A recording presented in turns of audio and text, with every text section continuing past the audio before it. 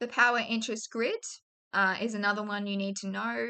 Again, this is something that you can have differences in the way that you use your scores here, the way that you position different people in this grid.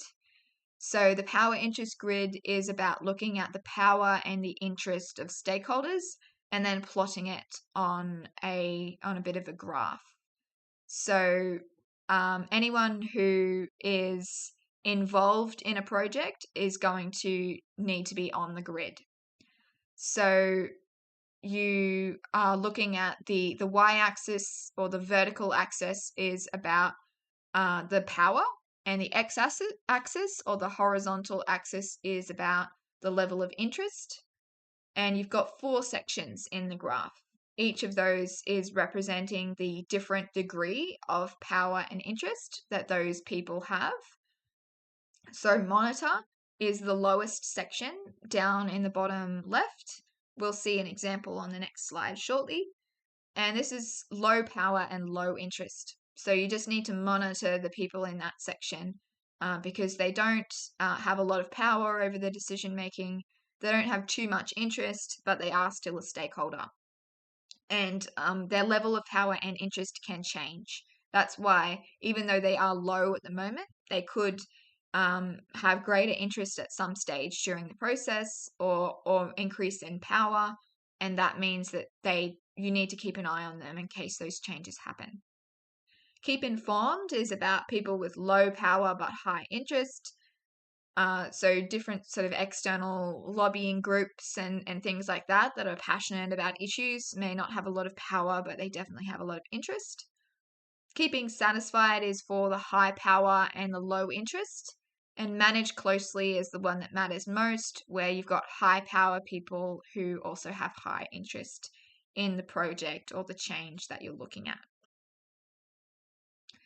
So an example is General Motors, the car company.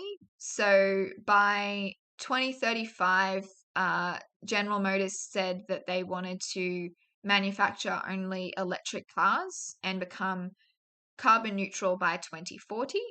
So the business needs to determine the power and interest of stakeholders to make sure that this project is successful. Now, step 1 is identifying stakeholders. You think of everyone who is affected by or involved in this process and brainstorm them and list them down. Then you are plotting those stakeholders on your grid. So this is what the grid looks like with those 4 categories we just looked at. And like I mentioned, where you plot the people or the stakeholders is up to you, and it's just about being logical.